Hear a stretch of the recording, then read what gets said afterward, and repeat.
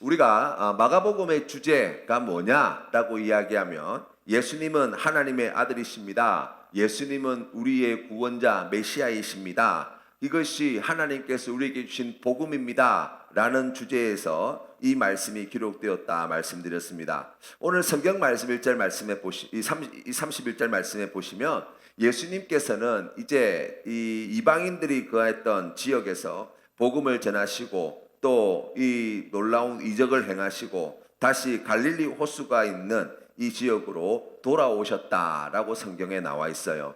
여기에 나와 있는 이 갈릴리 지역이 바로 이방의 갈릴리라고 이름하고 있는 이방과의 이 국경 지역인데 이곳에 살고 있는 사람들은 아무래도 그 주변에 있는 이방인들과 여러 가지 교류하고 하다 보니까 유대인들에게는 사실은 이방인과 다름없는 사람들로 취급되기도 하였고, 또 이곳에서 이방인들의 많은 문화와 또 여러 가지 접촉을 통해서 어떻게 보면은 정말 이방인과 같은 지역이라고 해도 과언이 아닌 곳에서 예수님께서 오늘 이 사건, 우리가 오늘 만나게 되어지는 이 귀 먹고 말 더듬는 자를 고치는 사건을 주님께서 행하셨다라는 것을 우리가 읽을 수 있습니다.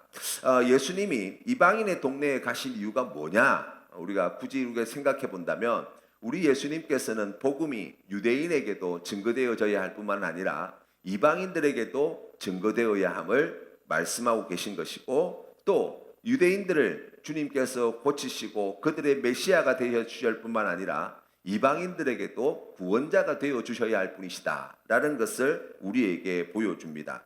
이때 우리가 성경 말씀에 보니까 사람들이 귀먹고 말듣는 자를 데리고 예수께 나왔다라고 이렇게 이야기합니다.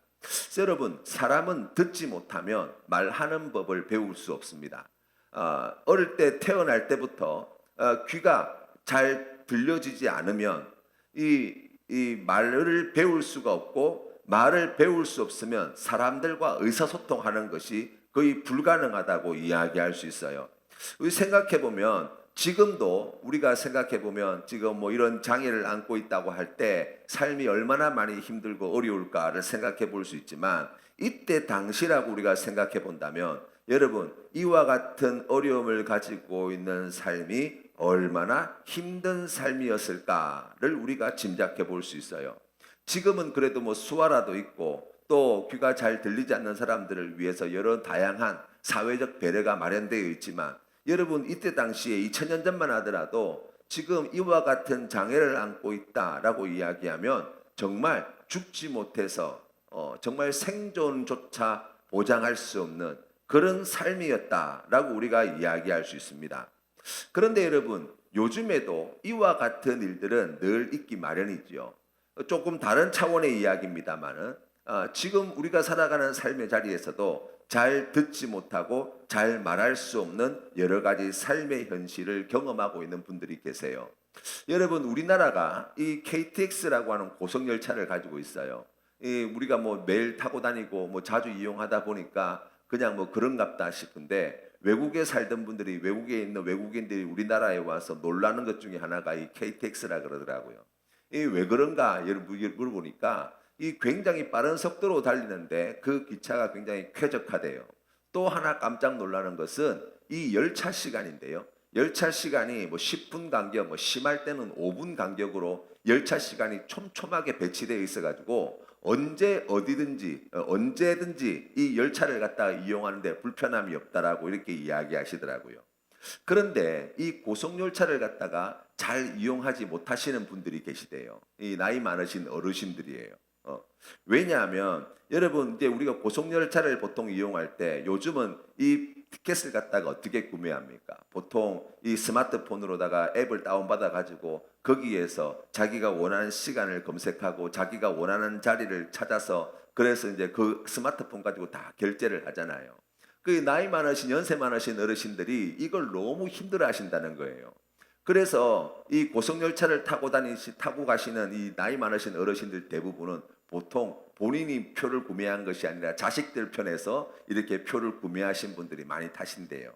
이 생각해 보니까 정말 그런 것 같아요. 이 나이 많으신 어르신들 뭐 이렇게 영무원한테 가가지고 돈 주고 표 사고 하는 것이 익숙하신 분들인데 이 스마트폰 가지고 거기에 뭐 회원 가입도 해야 되고 회원 가입하는 것 젊은 사람들도 그거 번거롭고 영 성가신 것이 아닌데 그거 회원 가입부터 시작해가지고 그것도 결제하려고 하면은 또 뭐 거기에 뭐 앱 깔아야 되고 은행 연결돼야 되고 뭐 카드 회사 연결돼야 되고 그것 일일이 다 하려고 하니까 이게 얼마나 버거운 일이 되겠어요. 그래서 이와 같은 사회적 변화로 인해서 정말 마음대로 다니시기도 참 힘든 시대를 우리 어르신들이 살고 있어요.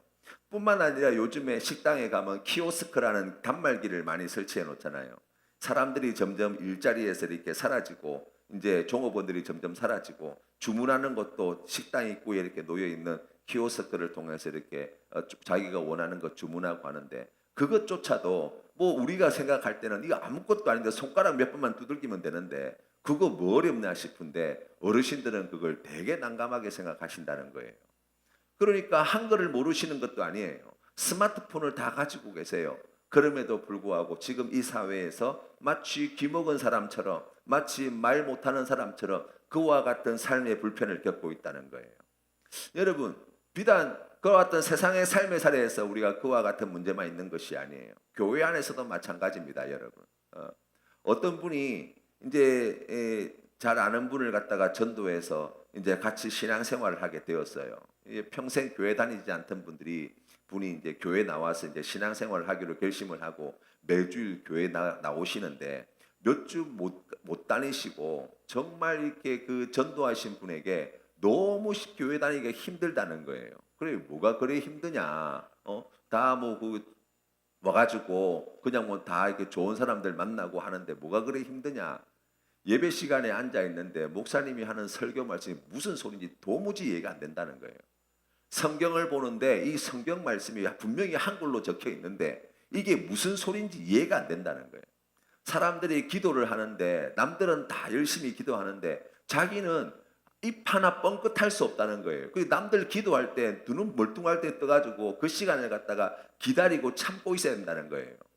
찬양을 부르는데 자기가 모르는 노래가 죄다 자기가 모르는 노래니까 그 찬양하는 시간도 너무 스트레스라는 거예요. 그게 분명히 우리나라 말로 하는데 분명히 한글로 되어 있는데 못 알아듣는 이야기가 아닌데 그런데 하나도 못 알아먹겠다는 거예요. 그래서 자기가 이 교회 정말 다니고 싶은데 이게 알아먹지를 못해가지고 내가 정말 신앙생활하는 게 못하겠다고 그렇게 하소연을 하더라는 거예요. 그분을 갖다가 잘 격려하고 조금만 더 있으면 많이 나아지게 될 거라고 그러면서 그 모르는 것을 옆에서 이제 많이 도와주려고 애쓰고 해서 그래서 이제 정착하여서 신앙생활을 잘 하고 계시다는 이야기를 들었습니다. 그렇습니다. 우리가 살아가다 보면 이와 같은 문제, 이와 같은 어려움들은 뭐 남들의 이야기가 아니라 사실 우리 주변에서 늘 경험하게 되어지는 일일 수 있습니다. 귀가 들리지 않고 말이 어눌한 사람들, 그러니까 그로 말미암아서 들어야 할 것을 듣지 못하고 해야 할 말을 하지 못하는 그와 같은 사람들은 언제든지 어디에나 있다라고 이야기할 수 있는 거예요. 그 귀가 들리지 않고 말이 어눌한 사람들에게 누가 필요합니까? 오늘 성경 말씀이 우리에게 가르쳐주는 바는 바로 예수 그리스도가 필요하다고 말씀합니다. 왜 그렇습니까? 들리지 않고 자신의 이야기를 전하기도 알아듣기도 힘들어 예수님께 나오기가 너무 힘든 사람들 아닙니까? 어떤 의미에서 바라본다면 이분들이 스스로 예수님을 찾아온다는 것은 거의 불가능한 상황 아닙니까? 그럼에도 불구하고 이들에게 누가 필요합니까? 바로 예수 그리스도가 필요하다는 사실이에요. 지금은 장애인들을 위해서 여러 가지 다양한 그러한 배려와 또 시설들과 뭐 이런 것들이 잘 되어 있지만 이때 당시에 장애인이라고 하면 사회적인 편견을 늘 받고 살았던 사람이라고 할 수 있습니다. 왜냐하면 유대인들이 생각할 때 하나님께서 왜 이 사람을 날 때부터 귀가 못 듣는 사람으로 태어나게 하셨냐라고 이야기하면 그때 당시의 사람의 보편적인 생각은 죄 때문이다라고 생각했어요. 뭔가 잘못이 있으니까 뭔가 문제가 있으니까 뭐 조상이 죄를 지었거나 부모가 죄를 지었거나 자기가 죄를 지었거나 뭐 죄가 있으니까 하나님이 이런 벌을 내리셨지라고 생각할 때란 말이죠. 그러니 여러분 보세요. 이게 이제 유대교가 그 사회의 기초가 되어지는 이 이스라엘 사회에서 이 장애인으로서 사람들로부터 지금 장애를 안고 있는 것도 너무나 힘들고 어려운데 그런 편견과 그런 정죄와 그런 비난을 갖다가 오롯이 받고 살아야 되는 사람들이에요. 이 사람들이 할 수 있는 일이 뭐 있었겠어요? 정상적으로 사람 대우를 받을 수 있었겠습니까? 다른 사람들로부터 관심과 배려를 받을 수 있었겠어요? 할 수 있는 것이라고는 고작 해봐야 구걸하는 정도밖에 되지 못하는 거예요. 그런 힘든 자리에 있던 사람이라고 이야기할 수 있습니다. 아무도 이 사람들의 존재를 인정하지 않았을 거예요. 아무도 이 사람들에 대하여 관심을 가지지 않았을 거예요. 존재하지만 존재하지 않는 사람처럼 취급당했던 사람들입니다. 이 사람들의 감정이나 이 사람들의 말이나 이 사람들의 생각에 대해서 누구도 귀 기울이지 않았을 거예요. 귀 먹고 말 못하는 사람은 예수님 당시에 들어도 듣지 못하는 이스라엘 백성들과 이방인들의 영적 현실을 정확히 보여주는 인물이다라고 이야기할 수 있습니다. 유대인뿐만 아니라 이방인들도 하나님 나라의 복음을 귀하게 전함에서도 불구하고 그 말씀을 듣고 그 말씀을 믿고 예수 그리스도를 주로 고백하는 그와 같은 놀라운 역사는 나타나지 않았어요.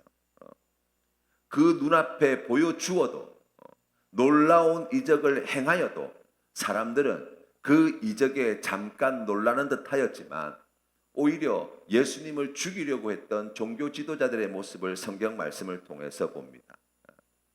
이들이 어떻게 예수님 앞으로 나오게 되었는가? 귀 먹고 말 더듬는 이 사람이 어떻게 예수님 앞에 나오게 되었습니까? 오늘 성경 말씀에 보니까 스스로 찾아온 것이 아니라 예수님이 병자를 고친 이야기를 들어서가 아니라 예수님이 어디 계시다는 것을 알고 찾아온 것이 아니라 오늘 말씀에 보니까 이 사람을 사람들이 데리고 예수께 나왔다라고 성경에 나와 있어요. 여러분, 이 사람들이 누굴까요? 성경 말씀에 보니까 이 사람들이 누군지 성경에 잘 나와 있잖아요. 그런데 여러분, 예수님께서 이적을 행하셨던 여러 장면들을 우리가 찾아보면 마가복음의 말씀에서도 마가복음 2장에 나와 있는 중풍병자를 사람들이 데리고 옵니다. 또 8장 말씀에 보시면 소경된 사람을 또 사람들이 예수님께 데리고 나온다는 거예요. 그러니까 여기에 나와 있는 이 사람들은 누군지 모르지만 이 사람들이 지금 소경이든지 뭐 중풍병자든지 아니면 오늘 성경 말씀에 나와 있는 이 귀 먹고 말 더듬는 자를 예수님께 데리고 나왔다는 거예요. 여러분, 예수님께 데리고 나오기 위해서 이 사람들은 어떠한 사람들이었을까를 우리가 짚어본다면 먼저 이것을 이야기할 수 있습니다. 이 사람들은 예수님이 어떤 분인지를 알았어요. 그러니까 그 사람들이 뭐 여러 다양한 이야기들을 듣지 않았겠어요? 소문을 듣기도 하고 어떤 사람은 눈으로 보기도 하였을지도 모릅니다. 두 번째, 이들은 예수님이 귀 먹고 말 더듬는 자를 고칠 수 있다고 믿었어요. 그래서 주님께 이 사람을 데리고 나온 것이죠. 사실 그때 당시에 뭐 훌륭한 의사 선생님들이 계셨는지 모르겠지만 사람의 힘으로 고칠 수 없다는 것이 사실 이게 팩트 아닙니까? 그럼에도 불구하고 예수님께 이 사람을 데리고 나왔다는 것은 이 들리는 여러 가지 이야기들과 예수님께서 하신 놀라운 이적에 대한 소식을 듣게 될 때, 예수님이라면 이 사람을 고치실 수 있겠구나라는 믿음이 있어서 예수님께 데려왔다고 이야기할 수 있어요. 세 번째로 우리가 생각해 보는 것은 이 사람들은 귀 먹고 말 더듬는 이 사람을 알고 있었어요. 그렇죠. 아니까 데려왔겠죠. 모르면 데려왔겠습니까? 네 번째로 이 귀묻고 말더듬는 자에게 어떤 의미에서 본다면 신뢰를 얻고 있는 자였다라고 이야기할 수 있습니다. 또 마지막으로 우리가 생각해 볼 수 있는 것은 오늘 성경 말씀에 사람들이라고 나와 있는 이 복수형에서 혼자가 아니라 여러 사람이 함께 이 일을 하였다라는 것을 우리가 볼 수 있어요. 한마디로 예수님을 잘 알고 귀먹고 말더듬는 사람도 잘 아는 사람이 도움을 줄 수 있었다라는 이야기라고 정리할 수 있습니다. 그리고 그 일을 여러 명이 함께 하여서 이 사람을 예수님 앞에 데리고 올 수 있었다라고 우리가 이해할 수 있는 거예요. 여러분, 이 사람들이 처음부터 귀먹고 말더듬는 자를 갖다가 잘 돌보아 주는 사람들이었을까요? 생각해 보면 뭐 그럴 수도 있지만 그러지 않을 수도 있겠다는 생각이 들었어요. 그 평소에는 그냥 지나가다가 아이고 안 됐네, 불쌍하네, 저기 뭐 이 동네에 지금 귀먹고 말 더듬는 사람이 살고 있다는 것 좀 알고 있었을지도 몰라요. 그런데 이전에 뭐 그 사람들을 잘 보살폈든지 간에 보살피지 않았든지 간에 중요한 것은 무엇입니까? 예수님이 어떤 분인지 알고 그 예수님이 어디에 계신 줄 알고 난 뒤에 이 산자에게, 이 귀먹고 말 더듬는 자에게 찾아갔다는 거예요. 그에게 찾아가서 예수님께 그들을 데리고 나왔다는 거예요. 이것이 중요한 것입니다. 예수님 때문에 평소 그들에게 관심이 없을 수도 있습니다. 그들의 존재를 마치 존재하지 않는 사람처럼 여겼을지도 몰라요. 그런데 예수님 때문에 그의 삶의 자리에 더 이상 존재하지 않는 자처럼 취급되는 것이 아니라 그의 인생을 존재하는 자로 대우하게 되어지고 그에게 관심을 가지게 되어지고 그에게 다가가 소통하기를 힘쓰게 되어지고 그의 손을 잡고 예수님이 있는 곳까지 같이 동행하게 되었다는 거예요. 무엇 때문에요? 예수님 때문에.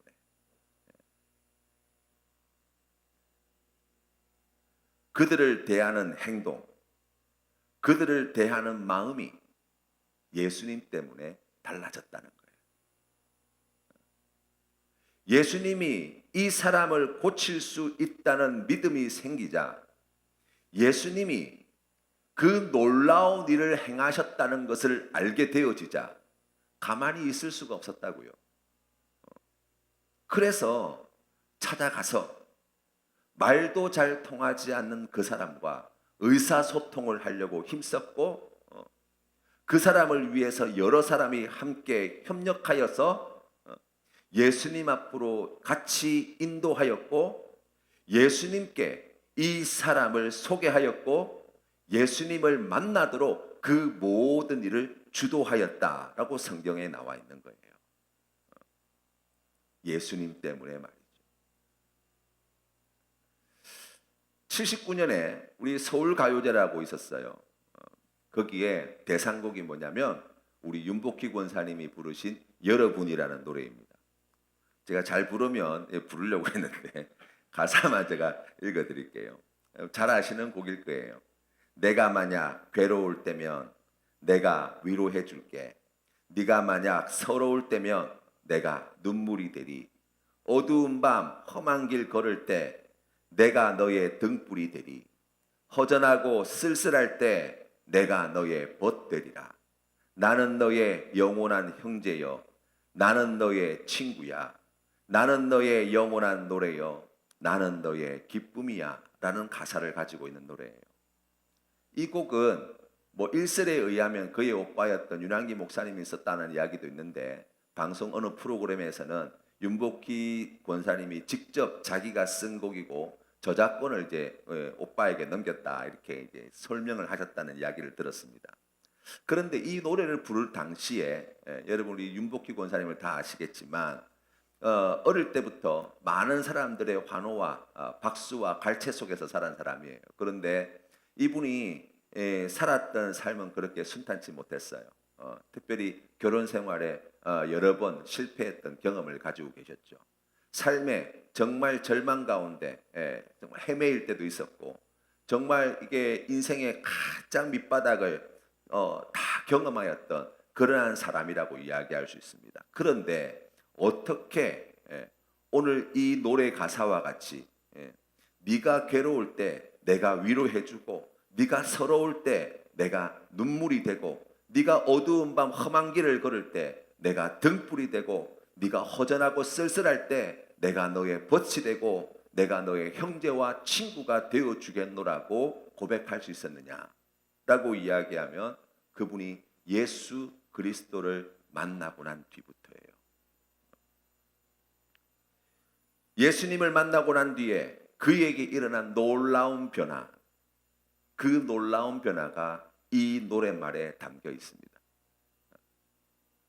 어떻게 이렇게 변하게 되었습니까?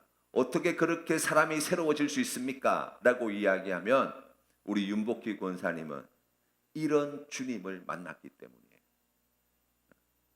자신의 삶의 자리에 자기가 괴로울 때, 자기가 서러울 때, 자기가 어두운 밤 험한 길을 걸어가고 있을 때, 쓸쓸할 때, 그때 아무도 나를 돌보아 줄 수 없을 그때 나를 위로해 주시고, 나의 눈물이 되시고, 나의 길에, 나의 인생길에 등불이 되시고, 나의 벗이 되어 주시고, 나의 형제가 되어 주시고, 나의 친구가 되어 주시는 예수 그리스도를 만났기 때문에. 여러분, 세상에서는 들어야 할 소식을 듣지 못하고 만나야 할 분을 만나지 못한 사람들이 얼마나 많은지 모릅니다. 듣고 싶어도 듣지 못하고, 말하고 싶어도 말하지 못하는 사람들이 얼마나 많은지 모릅니다. 우리가 이 세상을 살아가면서 들어야 할 가장 귀한 소식은 무엇입니까? 우리가 오늘 성경 말씀에서 듣게 되어지는 것처럼 예수님이 하나님의 아들이시요 우리의 구원자이시며, 예수 그리스도 그분이 우리의 들리지 않는 귀를 열어주시고, 우리의 풀리지 않는 이 혀를 풀어주셔서 하나님께서 주시는 놀라운 구원과 하나님께 주시는 그 큰 기쁨을 누리게 하시는 분이라는 소식이에요. 괴로움과 서러움과 인생의 어두운 험한 길을 걸어가는 외로운 이들이 만나야 할 단 한 사람이 있다면, 바로 그와 같은 은혜를 베풀어 주시는 예수 그리스도라고 성경은 말씀합니다. 그런데 여러분, 누가 그들에게 이 소식을 전할 수 있냐는 거예요. 누가 그들을 데리고 예수 그리스도 앞으로 데려올 수 있다는 말입니까? 바로 예수 그리스도의 복음을 듣고 예수 그리스도를 구주로 영접하는, 그리고 그러한 자들을 잘 알고 있는 바로 그 사람, 바로 그 사람이 오늘 주신 말씀에 나와 있는 이와 같은 놀라운 기적을 만들어내는 아름다운 도구로 쓰임받게 되는 것을 말씀을 통해서 봅니다. 여러분, 예수님은 이 기먹고 말더듬는 자를 따로 데리고 가십니다. 1대1로 만나셨다는 거예요. 성경 말씀에 보니까 손가락을 귀에 대시고 침을 발라 그 혀에 손가락을 넣으시고 에바다라고 말씀하시자 그 귀가 열리고 그 혀가 풀려서 듣고 말할 수 있게 되었다라고 성경에 나와 있어요. 그 예수님께서 이적을 행하실 때 여러 다양한 방법으로 이적을 행하시는데, 여기에 말씀해 보니까 손가락을 귀에 대시고 침을 발라 그 혀에 손가락을 넣으시고 라는 이 장면에서 여러분, 이게 왜 예수님께서 이렇게 하셨나? 뭐 우리가 생각해 볼 수 있어요. 그게 뭐 어떤 사람들은 이 행위 자체가 가지고 있는 의미에 대해서 굳이 찾으려고 합니다. 그런데 우리가 이 말씀에서 제일 중요한 교훈과 가르침과 하나님께서 우리에게 말씀하고자 하는 것은 무엇입니까? 예수님이 귀 먹은 자를 듣게 하시고 말 더듬는 자를 고쳐 주신다는 거예요. 예수님께서 그것을 고치실 때 에바다라고 말씀하셨다는 거예요. 여기에 나와 있는 에바다라고 하는 말의 뜻을 우리가 조금 짚어볼 필요가 있는데요. 이 말씀의 정확한 표현은 이런 거예요. 꽉 잠겨 있는 자물쇠가 풀리다라는 뜻을 가지고 있어요.